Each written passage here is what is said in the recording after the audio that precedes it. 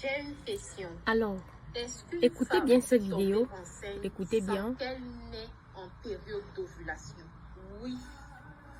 Il y a des femmes qui n'ont pas besoin d'être en période d'ovulation pour tomber enceinte.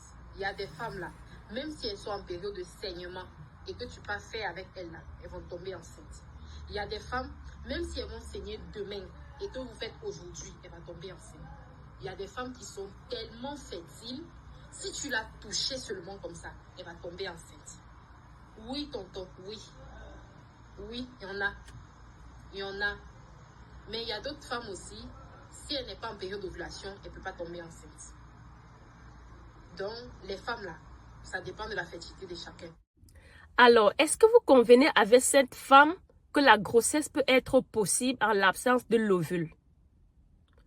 Parce que qui dit ovulation dit fécondation. Est-ce que la fécondation peut être possible en présence seule des spermatozoïdes? Parce que quand elle dit c'est possible qu'une femme tombe enceinte sans ovulation, ça veut dire seule en présence des spermatozoïdes.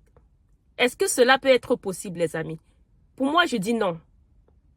Je dis non. Si c'est possible, si en réalité, si vous convenez avec cette femme que la fécondation peut avoir lieu, c'est possible d'être enceinte en présence seule des spermatozoïdes en l'absence de l'ovulation, ça veut dire la femme peut même tomber enceinte aussi en l'absence des spermatozoïdes. Elle peut tomber enceinte sans même sans avoir les rapports. Voilà. Comment cela peut être possible? Parce qu'il y a les femmes ici qui ne savent pas calculer leur cycle. Elles prennent toujours le 14e jour du cycle comme leur jour d'ovulation. Et je vous dis toujours, le 14e jour est considéré comme jour d'ovulation chez les femmes uniquement ayant un cycle de 28 jours. Pour trouver ton jour d'ovulation, tu prends la durée de ton cycle, tu soustrais 14 jours. Où tu comptes le nombre de bâtonnets correspondant à la durée de ton cycle, tu soustrais 14 jours à partir du dernier jour du cycle. Les femmes ayant un cycle court sont très fécondes. Et ce sont les femmes qui ovulent 2 fois en un mois. Voilà. Parce qu'elles ont généralement leurs règles 2 fois en un mois, comme je vous ai expliqué dans la vidéo précédente. Les femmes ayant un cycle court, leur période féconde coïncide généralement avec des règles. Je prends un exemple sur une femme qui a un cycle de 21 jours.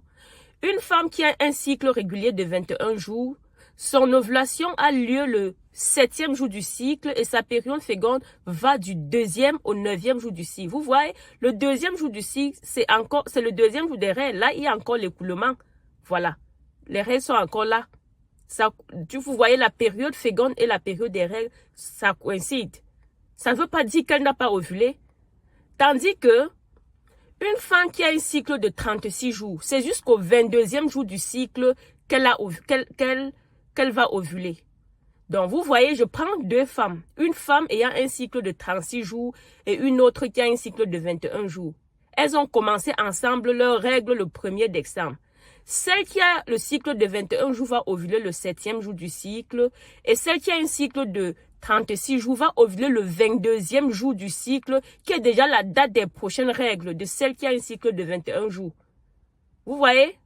Quand vous ne connaissez pas calculer votre cycle, ne dites pas que vous avez ovulé, vous êtes tombé enceinte sans ovulation.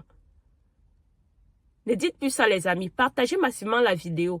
Pour celles qui ne maîtrisent pas leur cycle, qui ne connaissent pas la durée de leur cycle, parce que beaucoup viennent encore demander comment savoir qu'on a un cycle de 21 jours, comment savoir qu'on a un cycle de 28 jours, comment trouver la période féconde d'un cycle de 28 jours, 35, 36. Tout ça, c'est dans notre e-book, comment tout comprendre sur le cycle menstruel. Pour celles qui ont besoin du livre, du e-book, contactez-nous sur WhatsApp au plus 237 690 41 16.